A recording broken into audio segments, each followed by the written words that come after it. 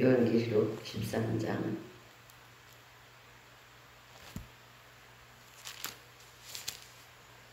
내가 보니 바다에서 한 짐승이 나오는데 뿔이 10이요 머리가 7이라.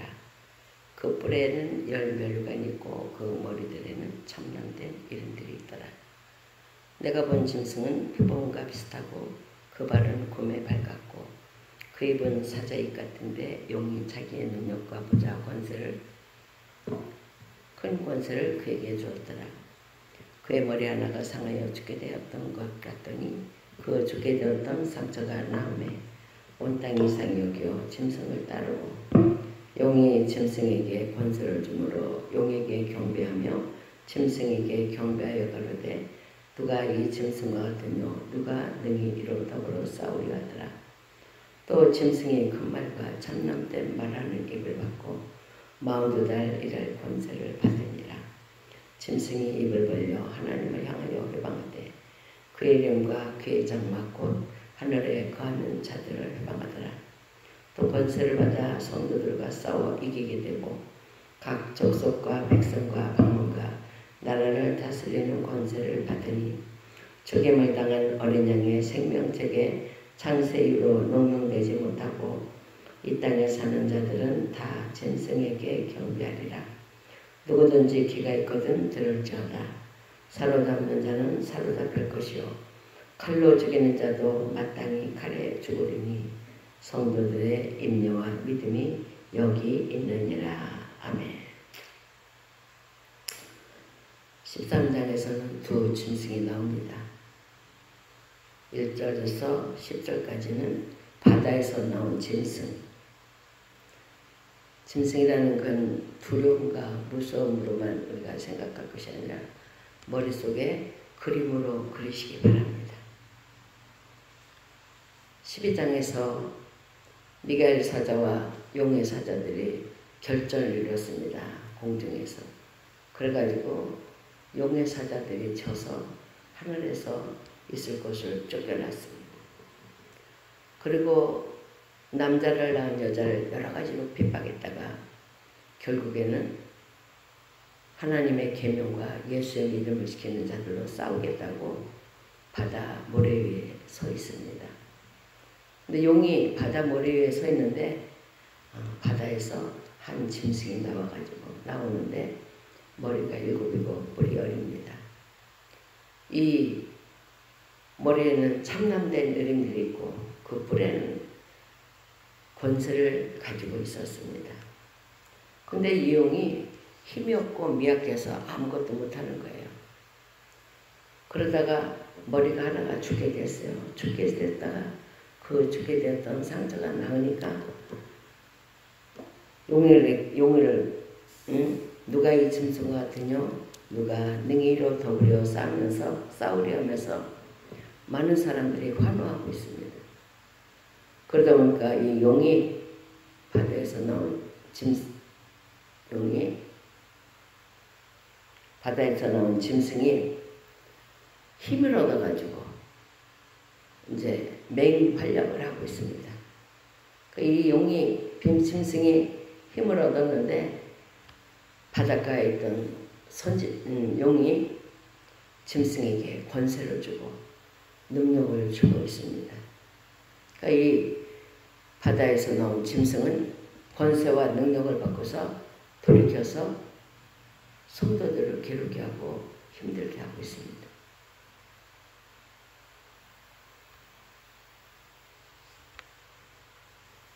죽임을 당한 어린 양의 생명책에 농명되지 못하게 하고 이 땅에 사는 자들이 다 짐승에게 경배하도록 제도적으로 만들고 있습니다. 그것을 보면은 이 땅의 정치와 경제는 기독교를 탄압하고 기독교를 힘들게 하기 위해서 만들어진 정치와 경제가 되는 거예요. 그래서 우리는 국민 투표하면서 어느 곳에다 표를 찍어줘야 되는가 하는 것이 너무나 중요한 관건이 되는 줄 압니다.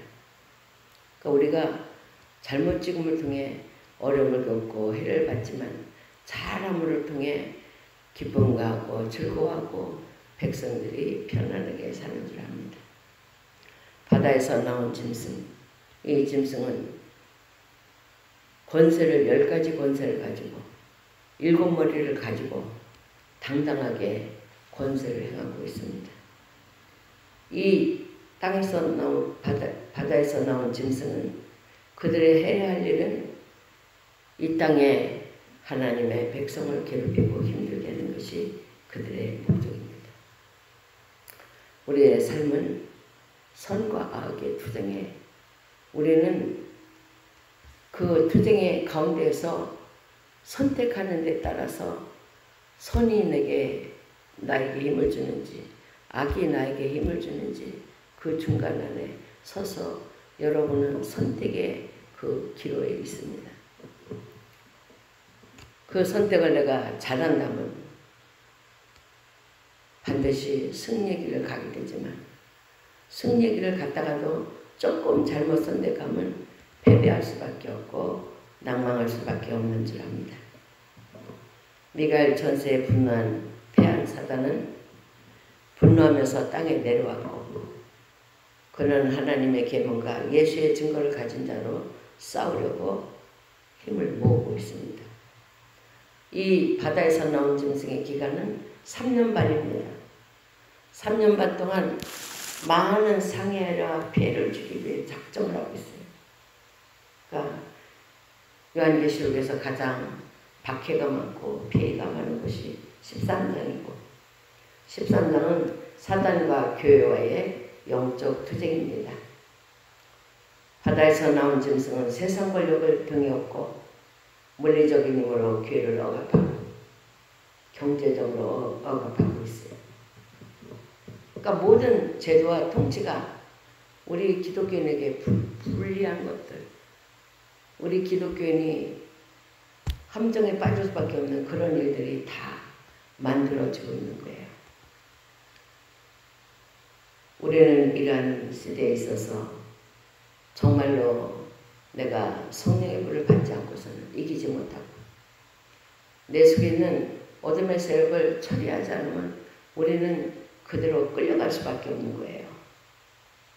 탐심의 마귀가 내 안에 가득 있다면 넘어질 수밖에 없고 음란의 마귀가 가득하다면 음란으로 넘어질 수밖에 없고 다른 여러 가지 방법을 통해 하나님의 백성을 넘어뜨리는 기초가 쌓아지고 있는 겁니다. 우리는 이렇게 바다에서 나온 짐승이 행하는 일을 바라보면서 정말 지금은 은혜 받을 만한 때요. 지금은 구원을 얻을 때라. 그것이 확실히 내 몸에 익혀져야 되고 내가 그 믿음을 가지고 일어서야 될 줄 믿습니다. 즉 쉽게 말해서 하나의 세계 정치, 경제, 체제 시기가 온다 이겁니다. 그 통치자를 거스르거나 경배하지 않으면 박해나 순교를 당합니다. 하나님과 예수 그리스도를 경배하는 데서 돌이켜서 자기를 경배하도록 하는 거예요. 우리 기독교인 하나님을 섬기는 자들은 오직 하나님께만 경배하고 예배드리고 다른 데는 하지 말아야 되는 줄 압니다. 그런데 사회, 경제 모든 체계가 하나님께가 아니라 사람들이 만들어 놓은 우상에게 경배하고 우리를 몰아가고 있습니다. 이런 것은 신성모독적이고 주님의 재림이 가까우고 있다는 증거가 되는 줄 압니다. 적그리스도는 예수를 부인하고 예수가 육으로 오신 것을 부인하도록 하고 장차 재림하시는 예수님을 부인하는 거예요. 적극적으로 부인하는 거예요. 이제 그동안은 미용적으로 우리의 삶 속에 하나님을 거부하도록 우리를 많이 괴롭혔지만 이제는 정치적으로 경제적으로 적극적으로 하기 때문에 우리는 생명을 내놓는 믿음을 갖지 않냐면 이것을 이길 수가 없는 줄 압니다. 그리스도는 우리를 위해 당신은 십자가에 못 박히고 피 흘림을 통해 우리 모든 죄를 용서해 줬어요. 누구나 예수 이름을 부르는 자는 다 구원받는 겁니다. 열심인 사람도 예수 이름으로 구원받고 하나님을 몰랐던 자도 마지막 인정에 예수를 인정하면 구원받는 것이 되는 줄 압니다. 그렇지만 본문에 나오는 적그리스도, 경제적으로, 정치적으로, 사상적으로 기독교를 탄압해놓는 이 모든 계획은 거룩하지 못하고 모든 악의 왕이 집결되는 것이라고 보아야 됩니다. 마귀와 악과 거짓의 화신이에요. 우리의 삶에 곳곳에 숨어있는 이런 단체나 사상이나 조직, 정신적인 것에 이 어둠의 세력은 반드시 있는 줄 압니다.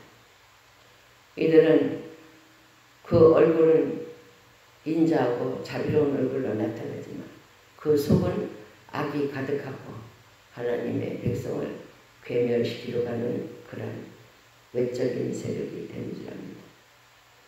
또한 이들이 집합함으로 통해 교회를 해방하는 일을 많이 하고 핍박하는 일을 많이 하고 있습니다. 마지막에 나타날 거짓 선지자, 교회를 적대하는 권세가 바다에서 나왔습니다. 그들을 볼 때 용의 삼일체라고 해요. 용, 마귀, 사탄. 그 삼일체. 이 삼이 용이 권세를 주고 또 권세를 받은 이 짐승이 또 사탄에게 권세를 주고 힘을 줘서 우리는 대부분이 이 용과의 결전이 아니라 사탄과의 결전에서 지고 있는 거예요. 이기고 있는 거예요. 우리는 어떤 말이라도 나는 이긴다 해야지 나는 졌다 하면 안 됩니다. 조그마한 말에 실족해가지고 그 실족하는 모습을 보인다는 것은 지는 거예요. 이 짐승, 바다에서 나온 짐승은 하나님의 백성을 괴롭히고 하나님의 교회를 무너뜨리고 우리 하나님을 욕되게 하는 이런 악한 것입니다. 하나님은 우리를 통해 영광을 받으시고 하나님의 백성을 통해 만족함을 누리시는 줄 압니다. 본문의 말씀에서 짐승이 하나님을 향하여 회방하고 그 이름과 그의 장막 하늘에 거하는 자들을 회방하고 7절에서는 성도들과 싸워 이기고 각 족속과 백성과 나라를 다스리는 권세를 받는다. 8절은 죽음을 당한 어린 양의 생명책에 농락되지 못하고 이 땅에 사는 자들은 다 짐승에게 경배하리라. 이 말씀은 모든 사람이 다 짐승에게 경배한다 하더라도 하나님에게서 능력받고 성령에 불받는 사람은 절대 짐승에게 경배하지 않습니다. 우리의 남은 시간은 어떻게 해서 이 짐승의 세력을 이길 수 있는가 하는 것이 우리가 해야 할 일인 줄 압니다. 여러분 자신의 신앙을 점검해 보시기 바랍니다. 내가 조그마한 것에도 넘어졌는가? 쓰러졌는가? 내가 나의 약점을 통해 날마다 실수를 범하는가? 나는 약점이 있지만 하나님이 붙잡아 주시기 때문에 오늘도 승리하고 내일도 승리할 것인가? 내 마음의 결정이 달린 거예요. 세상이 편하게 살지. 편하게 살겠다고 하면 어쩔 수 없이 그 주어지는 것을 받아야 되겠지만 나는 내가 세상에서 고생하고 어려운데 마지막 죽어서는 천국 갈 거야 하는 사람들은요. 이 땅에 고난의 떡을 외면하지 않고 믿음으로 받아들이고 승리하며 살아갈 줄 믿습니다. 우리의 믿음은 하나님을 찬양하는 거예요. 하나님을 시인하는 거예요. 내가 큰 맷돌을 들고 큰 성을 쌓아야 승리하는 것이 아니라 내게 주어진 이 자그마한 돌이라도 내가 거부하면서 하나님을 찬양할 때 이기는 것이다. 내게 오는 커다란 돌과 무거운 짐이 있다 하더라도 하나님께 맡기고 나가는 자는 끝까지 승리하는 줄 믿습니다. 우리의 승리는 위협적인 일들이 다가온다 하더라도 하나님을 찬양하는 것이 승리가 됩니다. 우리에게 평안이 온다고 해서 그 평안을 누리고 있다면 실패할 수밖에 없는 줄 압니다. 바다에서 나온 짐승은 강력한 권세를 가지고 7머리를 가지고 있습니다. 그는 할 수 있는 한 하나님의 성도를 기르려고 최대한의 노력을 기울이고 있다는 것을 생각해야 합니다.